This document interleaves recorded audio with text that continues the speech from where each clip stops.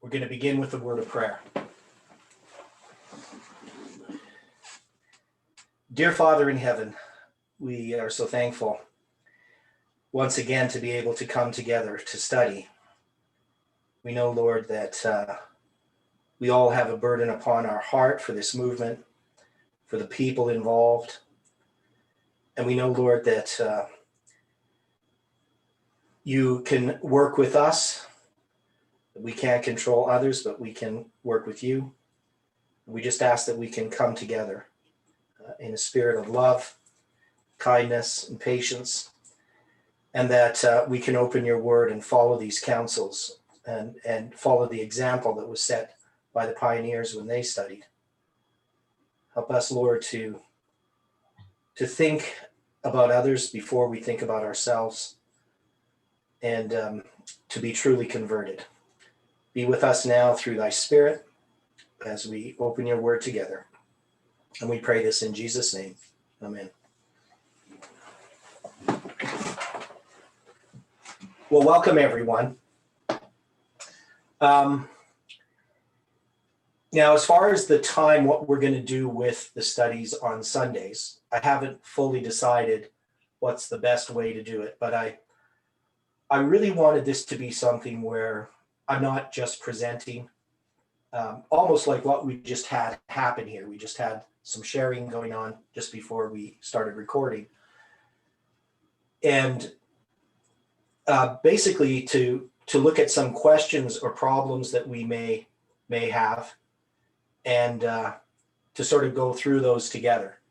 So, I mean, it's not always easy doing something that's open-ended like this. It's a lot easier when you have exactly planned what you want to do. Now, we can, of course, address questions that we have with Ezekiel, because some of these questions may have arisen as we've gone through the study. And then also we had the study this morning. Some of you may have been participating or watching, dealing with Daniel chapter 11, verse 1 to 4. So I would like somebody to sort of start with a question or an observation, something that and that we maybe need to look at, and any comments before we really begin. I have some things I could present, some things to clarify that I sent an email out about dealing with the times of the Gentiles, but that's not necessary if there's other questions that are pressing. Yes, I'd like to know what DTIS stands for Okay, in your email. Yeah, let me just look at it. Because I couldn't find it. Oh, that's William Miller, and yeah, that's one of his lectures. So I don't remember what DTIS stands for, but I can find it really quickly here because I copied it. So I thought it could be dissertation on something, but dissertation on the 1260 days of Daniel and John, the end of papal dominion. Thank you. Okay, yeah, so that's 1842. So yeah, I would like to comment on what you were saying concerning Daniel chapter 12, verse 7. okay. Now you maintain that it relates to 1260 years of pagan dominion. The Millerite 1850 chart seems to place that with the papal dominion of 1260. Yeah, so if you go to the 1850 chart, where's that on the chart? It's near the middle, but to your left. Slightly. Papal Rome. Yeah, it mentions Daniel 12:7. Yeah, That it could- should be. Well, yeah, so it has pagan Rome. It quotes Daniel 7:7, and then, or that's Grecia, pagan Rome is 12, or Daniel 7, verse 7 and 25. And then papal Rome, they quote Daniel 12:7 and 11. Because it's dealing actually there with the 1290 So I don't think that they're actually saying, well, it's hard to say because they're dealing with, because I'll read it here. It says, and he shall wear out the saints of the Most High and think to change times and laws, and they shall be given into his hand until the times, and the dividing of time. So that's referring to Daniel chapter 7. But the judgment shall sit, and they shall take away his dominion to consume it unto the end. That's verse 26. The Pope's dominion over the kings continued 1260 years. It was taken away by France in AD 1798, just 1290 years after paganism lost its civil power. That's Daniel 12:7 and 11. God hath put it in their hearts to fulfill his will. So it's not saying that the chapter 12, verse 7 is referring to the times and a half of papalism, but it's actually saying it's paganism. So it's agreeing with what I say. Does that make sense? I have to look at it again. Yeah, because they say it's at the end of the times and a half that paganism loses its civil power, right? So they're referring to the end of the 1260 for paganism, and they're marking that as the beginning of the 1290, that transition. So what they're dealing with is the transition from the daily to the abomination that maketh desolate. So it's the same position that I took, because that's basically just what William Miller taught. Mm-hmm. It just seems to be in the context. It's talking about the 1290 that ends in 1798. I know Yeah, that because the 1260 for paganism ends in 538. Mm-hmm. Right, that's what they're trying to say. That's when paganism loses its civil power. That's the way I read it anyway. I mean, maybe I'm misunderstanding it. But the idea is that Daniel, when he's in 12 verse 7, it's addressing the end of the scattering. And at the end of the scattering, that's when the daily is taken away and the abomination that maketh desolate is set up. And that becomes, because all the verses that deal with the 1260 in the Bible, it's called the transgression of desolation. So it says here, I heard one saint speaking, Daniel 8:13, and another saint said unto the certain saint which spake, how long shall be the vision concerning the daily sacrifice and the transgression of desolation, to give both the sanctuary and the host to be trodden under foot? So that, of course, is referring to the transgression of desolation that trods underfoot the sanctuary and the host. And the same with Daniel 7:23. The fourth beast shall be the fourth kingdom upon earth, which shall be diverse from all kingdoms, and shall devour the whole earth, and shall tread it down and break it in pieces. And Revelation 11:2. But the court which is without the temple leave out and measure it not, for it is given unto the Gentiles, and the holy city shall they tread underfoot 42 months. So this treading underfoot, this trotting down, this is all the work of the papacy. And when you look at all of the verses dealing with the scattering, it's always relating to Babylon, Media, Persia, Greece, and pagan Rome. So pagan Rome also continues to scatter the power of the holy people. So I gave Miller's passages there. Now he's still a little bit confused about it, because what he does is he starts Daniel 12 verse 7 in 677, and he cuts 45 years off of it, and he appends it after 1798. So he places another period of scattering from 1798 to 1843. And so it's so he wasn't really clear on the whole point. He doesn't have the view that we had, even though he did understand that there was a 2520 for northern Israel, but he kept trying to fit this into the 2520 for Judah. Does that help? I don't know if I went too fast for people.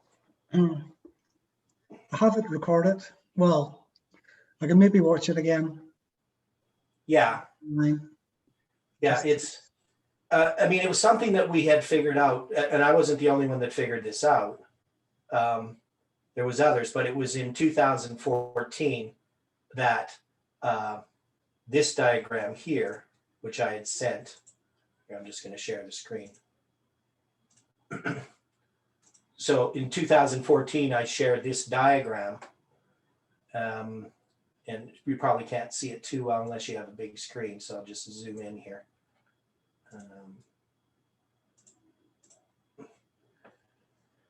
So you can see here that I took the times of the Gentiles. This is the times and a half of Daniel 12 verse 7.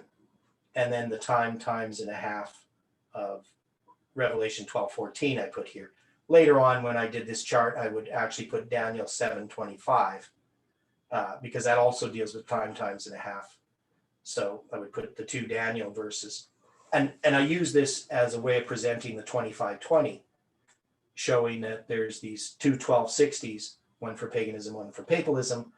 And then I usually compare them to the 70th week and show that the 3.5 years of Christ is earthly ministry. And then the final 3.5 years before the close of probation, when Christ stands at the stoning of Stephen, that's another 3.5 years of his heavenly ministry for the Jews. So that's when he confirms the covenant for the Jews. So I usually line those two up. But I just decided to put the diagram that I had done in 2014. But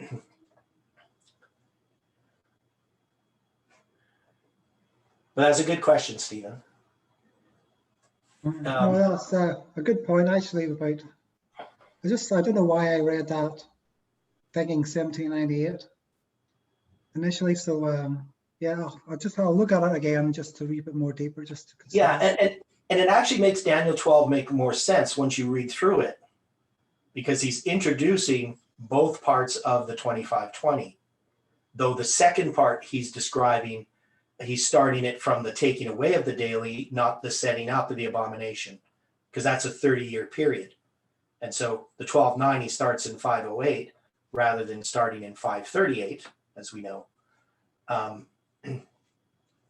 But yeah, it's if you read through it, it actually makes Daniel 12 make more sense. And also because we connect it to Revelation, the same view that happens in Revelation chapter 11, I believe it is, where you have the same scene, right? That's the one where we have, is that the one, or is it chapter 10? I always get mixed up. Yeah, so it's chapter 10. And that's the one where we have the time no longer statement. We have the sealing up of the seven thunders. So Revelation 10 and Daniel chapter 12 go together. And once you understand Daniel 12 properly, then you can see what's being talked about in Revelation chapter 10. So, one of the problems that, we're having right now in the movement has to do with time setting. And of course, Revelation 10 is one of those verses where it says, time is no longer. There shall be time no longer. But actually, when you read it in the context of Revelation 10, that statement is not made in 1844. That statement is made prior to 1844, talking about the end of the 2300 days. And actually, more specifically, it's talking about the end of the 25:20.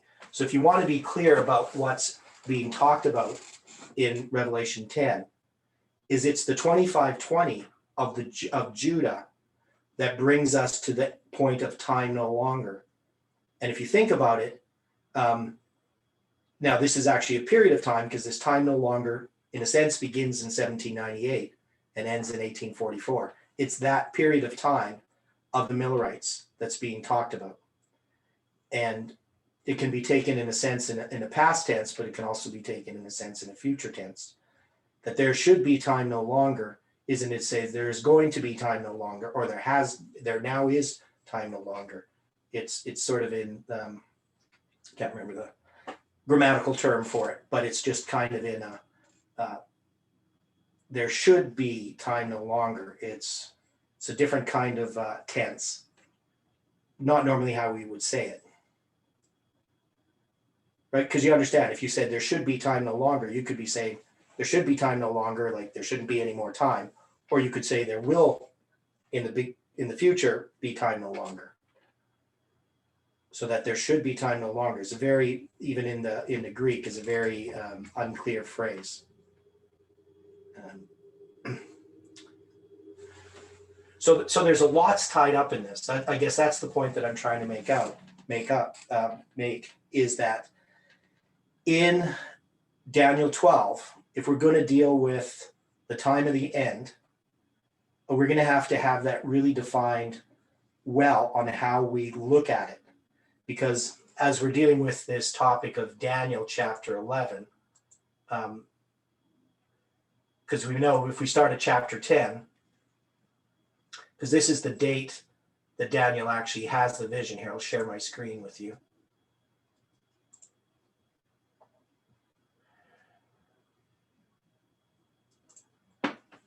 So when I look at, I didn't share it properly, and we got to do that again.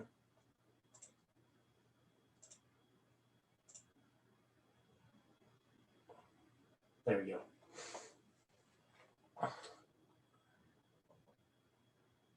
Now, how do people understand this? In the 3rd year of Cyrus, king of Persia, a thing was revealed unto Daniel, whose name was called Belteshazzar. And the thing was true, but the time appointed was long. And he understood the thing and had understanding of the vision. I mean, we could spend a lot of time going through this. But if we talk about the 3rd year of Cyrus, the king of Persia, how would you count that?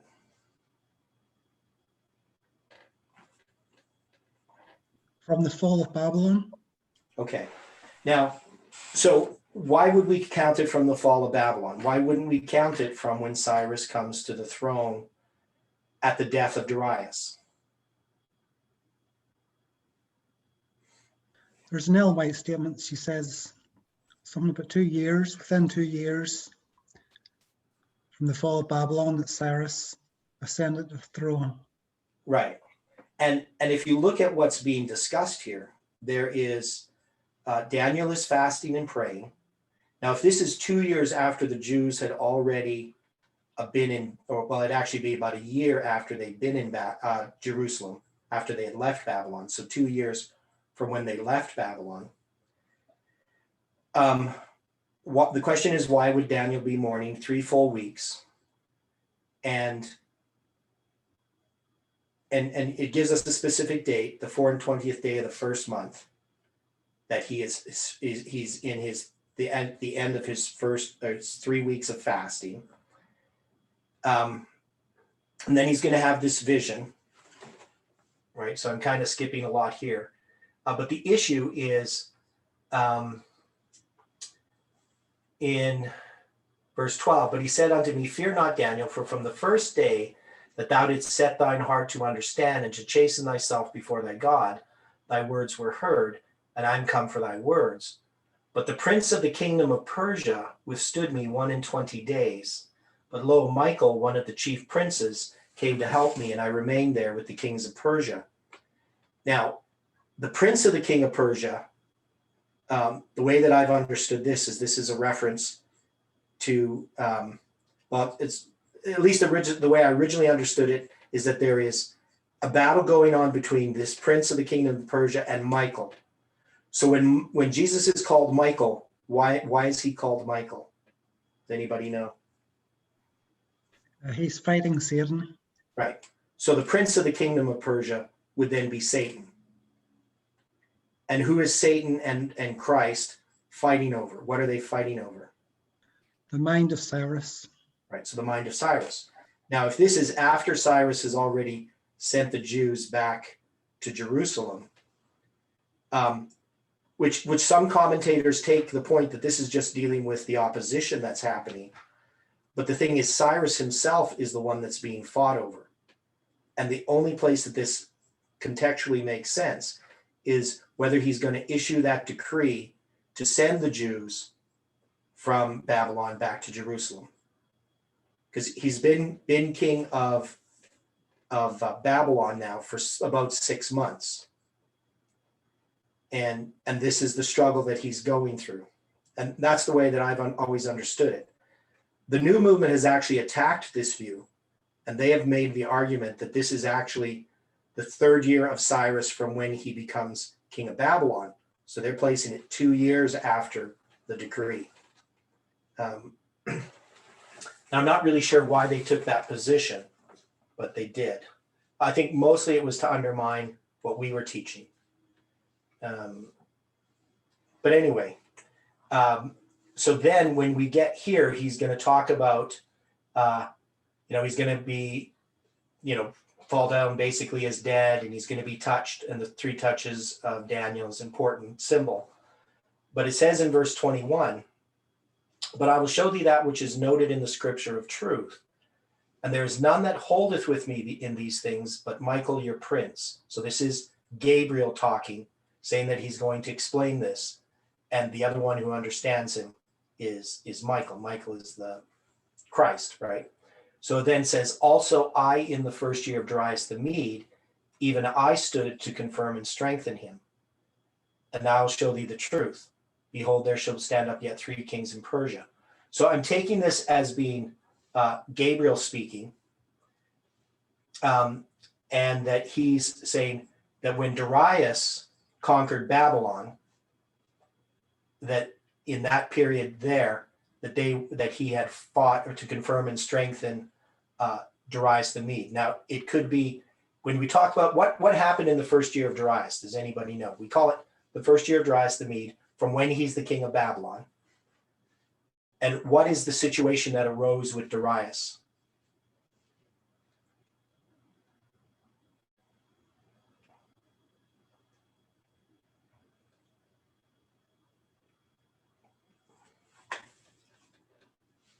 In the book of Daniel. It's chapter 6.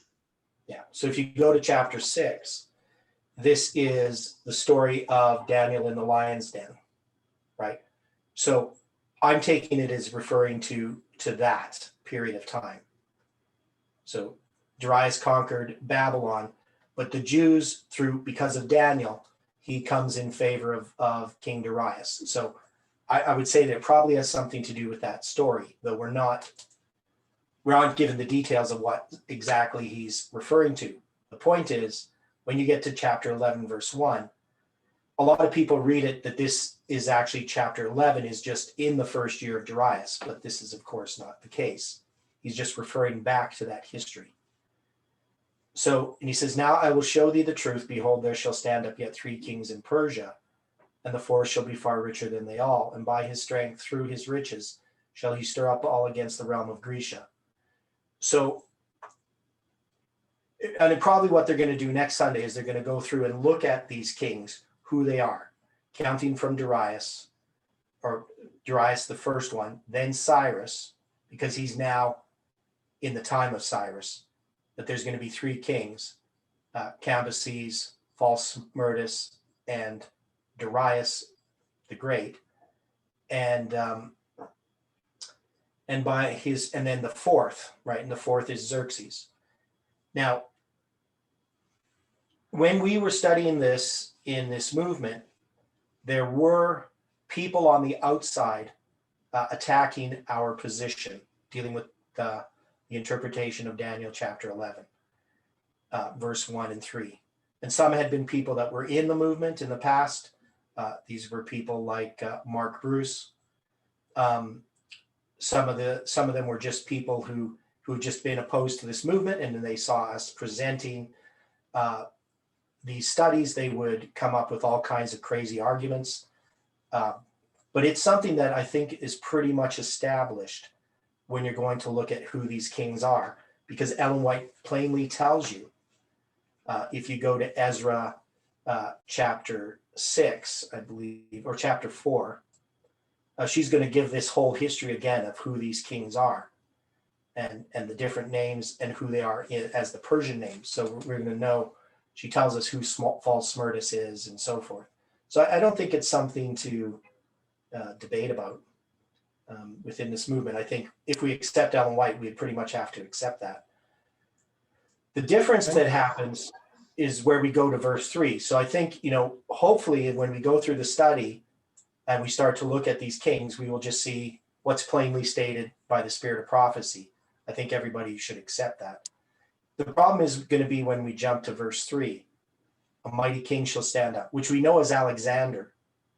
But Jeff initially took this position that this mighty king that stands up is Alexander the Great, taking control of the United Nations. So what is it we know about, I know we're doing a study now in Daniel chapter 11. Well, as Yeah. as a point, Yeah, just to add to what you were just saying, Review and Herald, December 5th, 1907, paragraph 3. okay, It supports what you were just saying about this with Ellen White, because it gives a reference back to the portion of Daniel 10, okay, where, as Mrs. White writes, in this vision of the prophet, the angel Gabriel declared, the prince of the kingdom of Persia withstood me 21 days, but lo, Michael, one of the chief princes, came out to help me, and I remained there with the kings of Persia. For 3 weeks, Gabriel had been wrestling with the powers of darkness and seeking to counteract the influences at work on the mind of King Cyrus. Before the contest closed, Christ himself came to Gabriel's help. At all that heaven could do in behalf of the people of God was done. The victory was finally gained, and the forces of the enemy were held in check all the days of Cyrus, who reigned for 7 years, and all the days of his son Cambyses, who reigned about 7.5. mhm, So that's supporting what you were just saying. Now, Yeah. in the portion that we're in on this with Daniel 11, it seems to be a progression from Persia to Greece. Because by the end of Daniel 10, Gabriel comes back and is very, very direct. mhm. Let's see. If I open that up,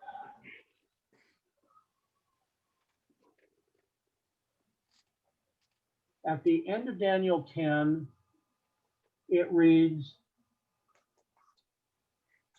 then said he, knowest thou wherefore I came unto thee? And now will I return to fight with the prince of Persia. And when I am gone forth, lo, the prince of Greece shall come. And that's Right. Daniel 10:20. Yeah. So we have a progression where Gabriel is going back over all of the history from Darius to Cyrus. Yeah, And the fourth king that is raised up in Persia shall be richer than all of the preceding kings, is the way that I would take that in Daniel 11:2. Would you have a disagreement with that? okay, say that again. Okay.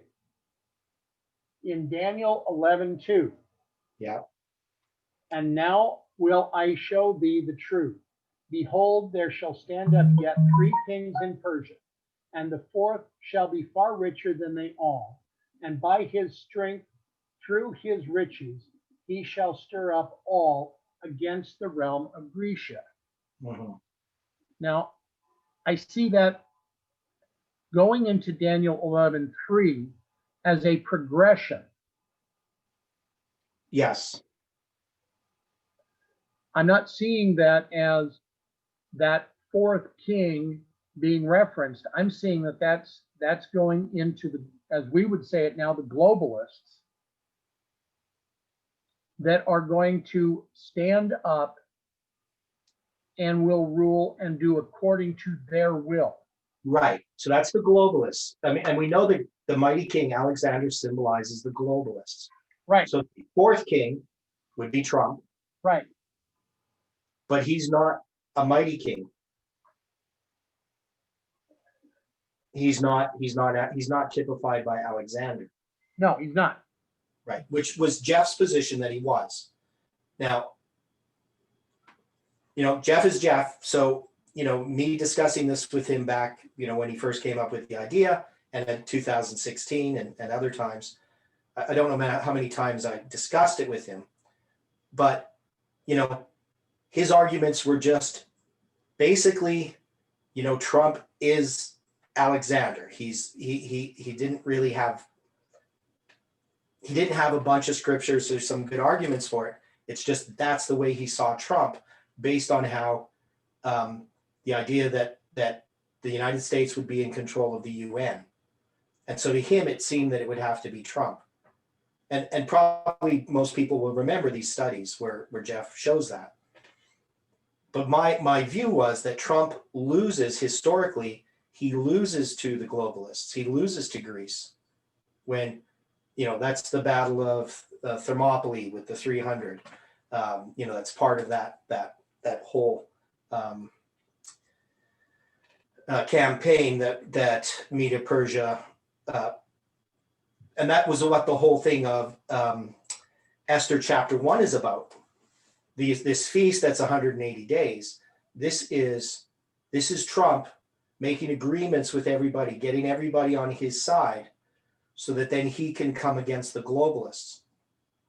And that's why I'm not so certain that Biden is necessarily going to win, because I know that Trump's going to lose, but I don't know if we've seen the battle yet.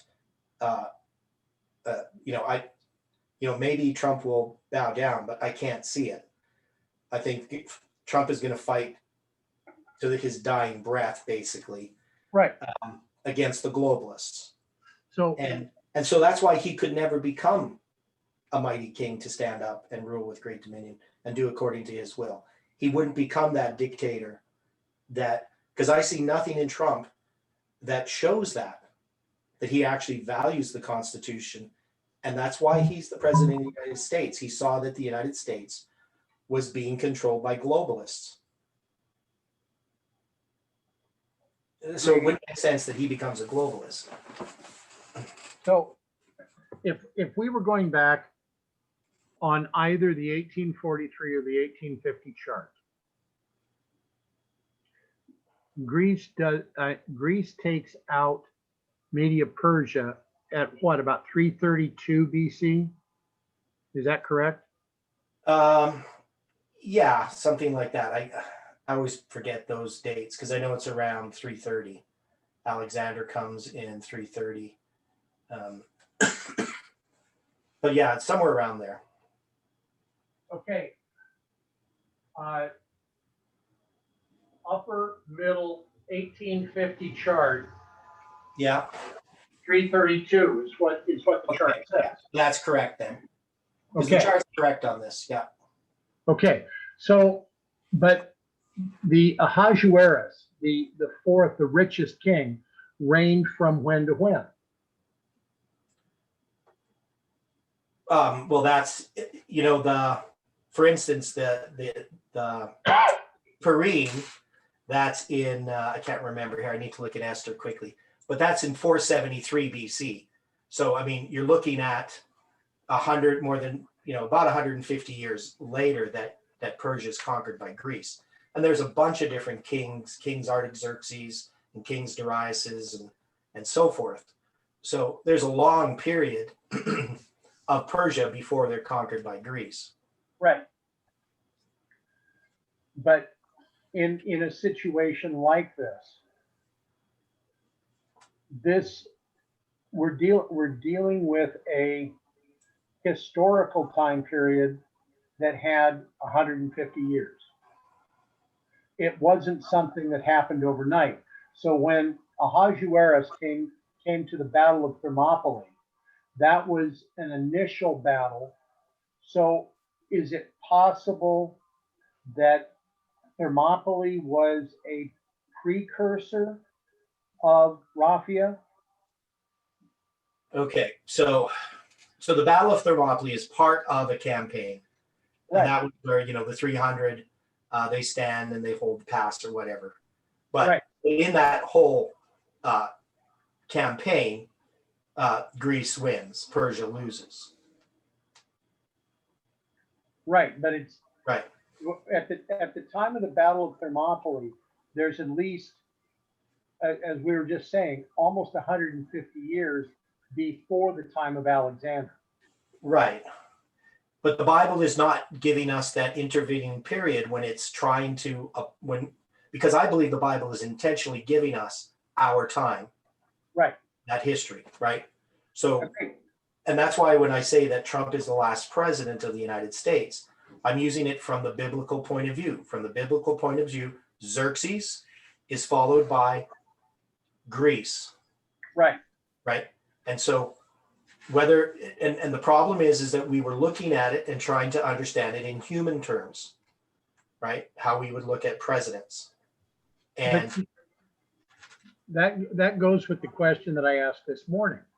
yeah, Is it possible to add the adjective in that Trump represents the last president of a free United States? In other words, one that is not under the dominion of the globalists. right. Now we know we've had other presidents that were globalists, but the United States wasn't under the dominion of the globalists. Right.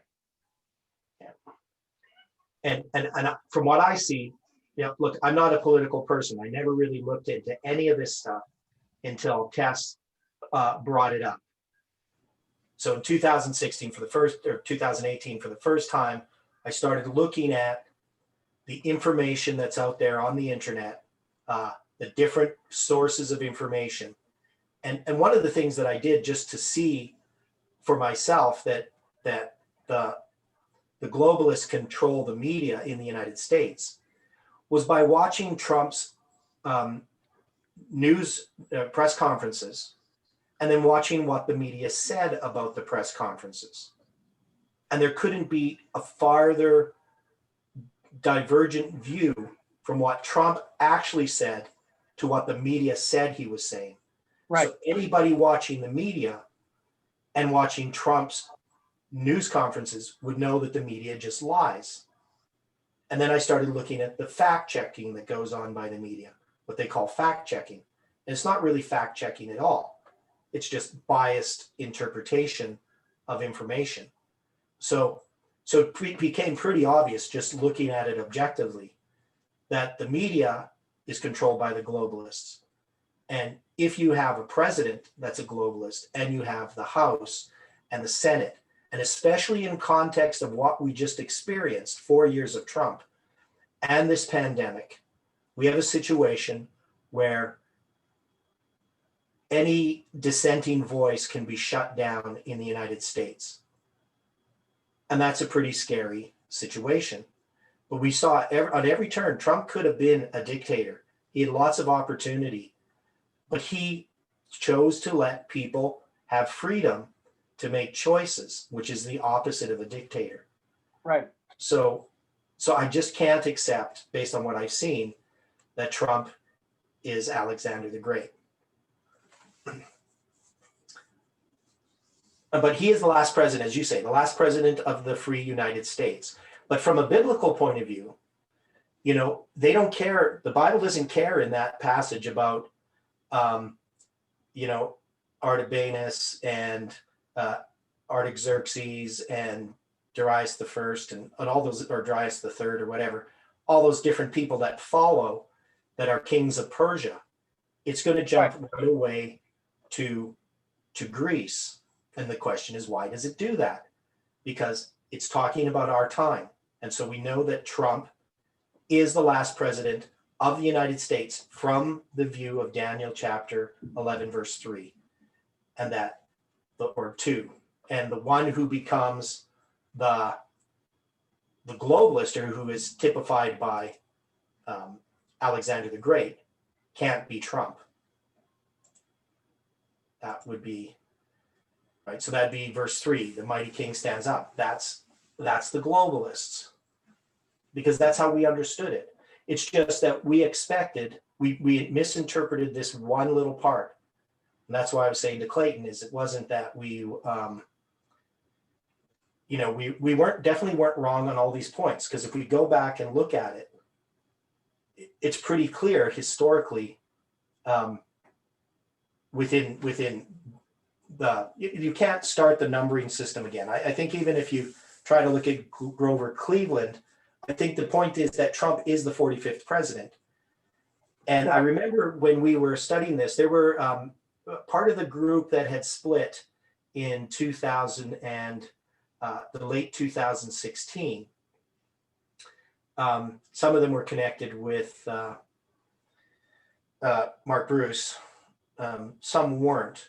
But there were some people putting out papers trying to say that Trump was the 45th, but there still was going to be a 46th. And some of their arguments were quite compelling, but most of those people just ended up disappearing. What's that? At the end of that study, I Yeah.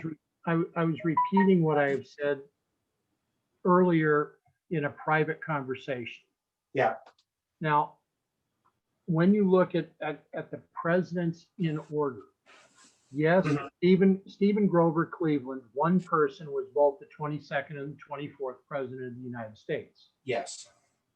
So, to be quite specific, Donald Trump is the 44th male to serve as president of the United States, Yeah.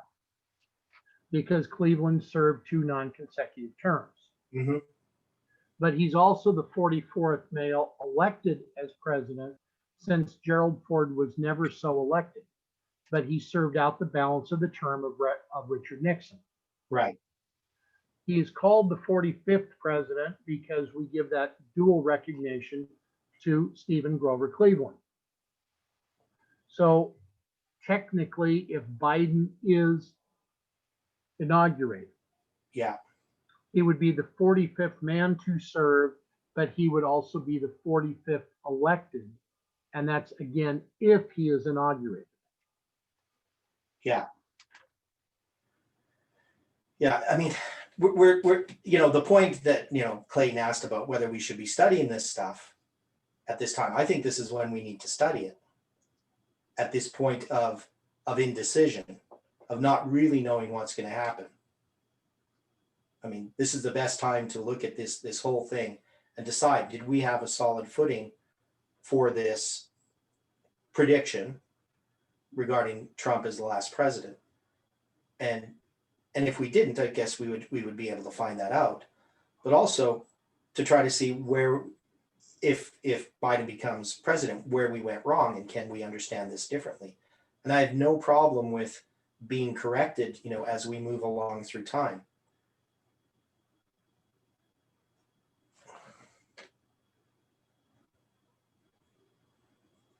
But anyway, the point is, we basically go to verse 3.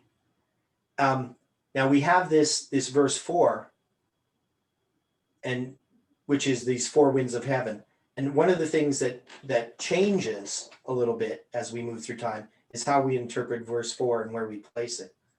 So there are some things that we know that verse 4 is going to deal with the creation of the king of the north and the king of the south. So we'd obviously have to put that back in time. But how we apply that, I've never really seen how we apply verse 4 in our line. I connected with the 4 winds being let loose at the close of probation. So I Yes, see it. we're putting it in the future, you're saying. Yes, that's my thoughts. Yeah. Where the So problem is that this is talking about Alexander the Great, and I guess that maybe that's not a problem. His kingdom is going to be broken, divided towards the 4 winds of heaven. For his kingdom shall be plucked up. But then when you get to verse 5, you're now going back in time. You're going to now go back. And so the question is, how do we establish that we can now go back to the king of the south and the king of the north? You understand what I'm saying?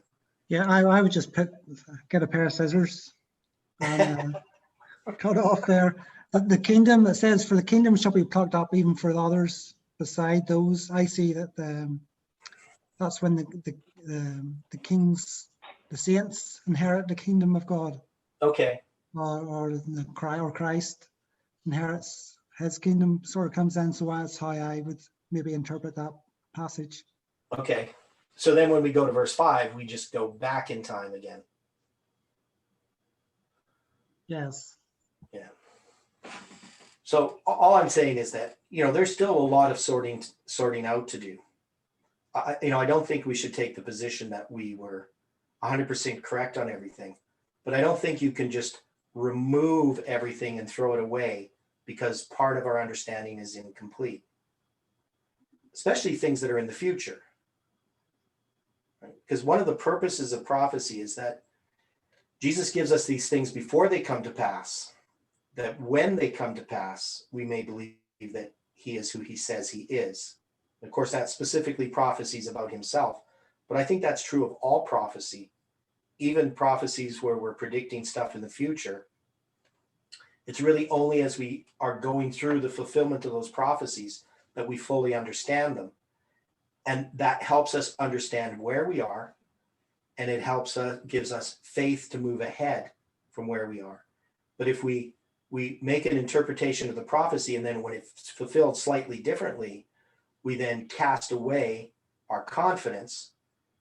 I don't see that we could ever stand again. We can't go back and start over, right? I don't see that that's how it works.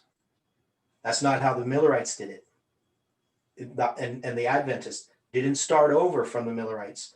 They built upon what the Millerites had taught, correcting the things that needed to be corrected.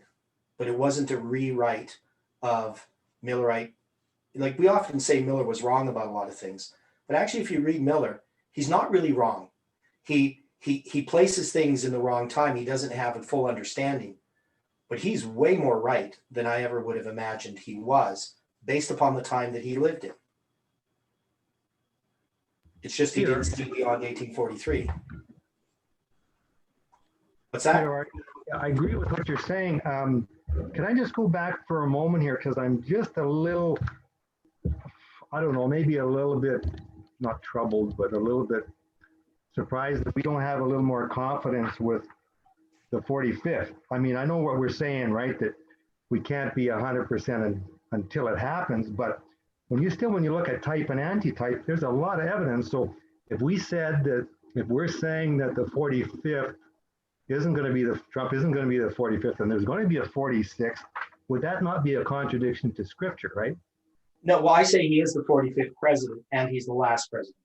Yeah, and I agree with that. So I have no problem with that. I don't agree with something that's going to make him the 44th. And I see the number 45 is attached to Trump.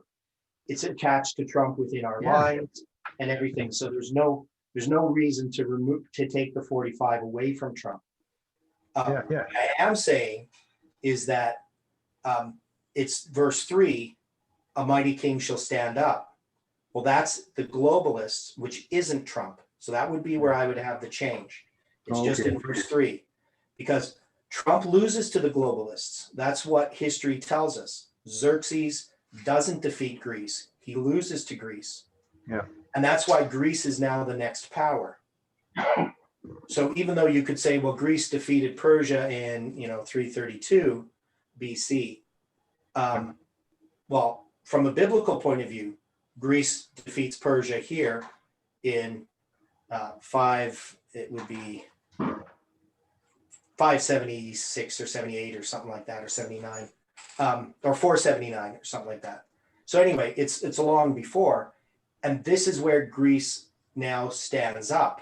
It's with it's at that point that they lose, and so the next thing is Alexander. They're going to skip all those kings of Persia, because once Xerxes lost to Persia or to Greece, the next power that's going to arise is Greece, and that of course is Alexander. So all that 150 some years is just taken out of this prophecy. It doesn't address it at all. It doesn't go through any of that. And that's why I'm saying is that this is referring to our time. So we still have to accept that Trump is the one who stirs up all against the realm of Grecia through his riches. Yeah. But that the next power that arises is, even though they may be an elected president of the United States, it's going to be a mighty king. It's the globalists. And so this isn't talking about, I don't know if it's referring to Biden or a person or anything like that. All I'm saying is it's referring to a power that is the United Nations. Yeah. And that's where the United States is going, to just become part of this huge globalist. People know about the Great Reset, but the Great Reset, people know about that, right? Yeah. Okay. Yeah. And that's just globalism. Okay, but as a question, Yeah. you're saying that Thermopylae that Persia lost to Greece? Yes. Well, the 300 sort of won that battle, but yeah, Thermopylae is I mean, they all got killed. Yeah, I wouldn't say they won. I think that's a battle they lost, but it cost them a lot. Right. It cost them a lot. To actually win it. It's it actually was- a battle. Yeah. They lost the Battle of Thermopylae. Let's put it that way, right? Okay, but But that battle, even though they lost that battle, Persia lost to Greece the whole campaign. Right? That's the point. So we often look at I just mentioned the Battle of Thermopylae because that's something everybody knows about, but it's all part of that campaign. okay, I'm asking the question as to source, because if I'm looking at Herodotus' account of the battle in book 7 of his histories, Yeah. yes, we have Persian king Xerxes the First, which we call Artaxerxes, Yeah. We call him Ahasuerus. or Ahasuerus, okay. Yeah. And after 3 days of the Greeks holding out against Ahasuerus, the Greeks were betrayed and the Persians were able to outflank them. Right. Now that's according to Herodotus. Yeah. So there are some that are saying that that is a Persian victory, but it's where the Greeks stood up and showed that they had great resolve in going against this Persian king. So my question is, if that's the case, could that not be a forerunner of what we're going to see coming up between now and January 20th? That's kind of what I'm saying. Yeah, I would agree with you there. I think because when he stirs up all against the realm of Grisha, this is Trump. And my point was, now Trump really hasn't done that yet. That right now he's in that process of getting ready for this battle. As one brother said to me, it's a slow walk to the courts. But yeah, but the situation that I'm seeing is there are specific states that are starting to admit, hey, we have some problems, some voter irregularities. yeah, And this could well be an outflanking of those that produced the software that was used in so much of the battleground states. yeah.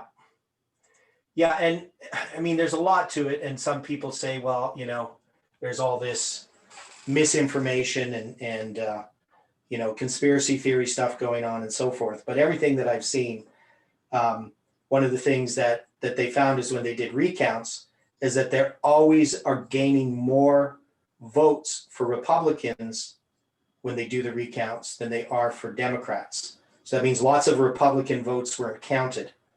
And the question is why, whether that was intentional or something to do with the nature of how Republicans filled out the ballots. But I think the point is here that we know that Trump is the last president of the United States based upon this prophecy. I don't care what's happening in the world. That's not how I deal with prophecy. I look at the prophecy and Trump is Xerxes. And there's no doubt in my mind. But I don't accept that Trump is the mighty king who stands up. Now, we are in this movement, we are now facing choices that we have to make. And one of the reasons why I believe that Trump's going to win is for the new movement. If Trump wins, that justifies them in their position. And that's going to, because I believe that we're being tested here right now. The people in this movement are being tested over all of these issues, July 18th, and now this issue. And if we believe that Trump is bad and that the Democrats are good and CNN is the source of truth, many people will be deceived by that. Once they see, Trump win, if that happens. So either way, we're going to have to struggle with this. But if we see Trump win, some people might be justified in seeing Trump as bad, that he's the dictator, because that's what we were teaching. But I still think we have to look at Trump as good in the context of prophecy, not necessarily as a good person. And I think we have to look over some of these other lines of prophecies that we also used, dealing with the Roman emperors, etc. We had these different lines where we filled in some of these details. And did we understand those things correctly? So it's going to be interesting to see how this all unfolds.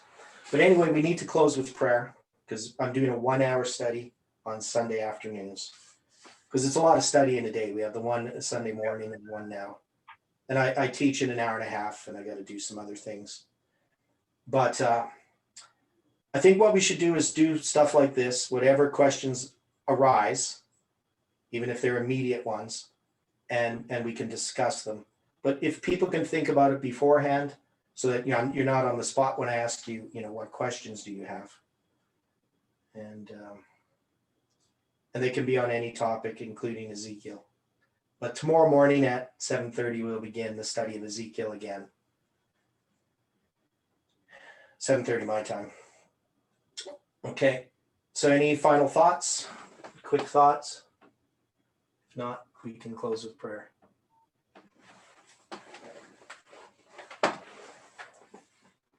Dear Father in heaven, we are thankful for the time that we have to study, and for each person.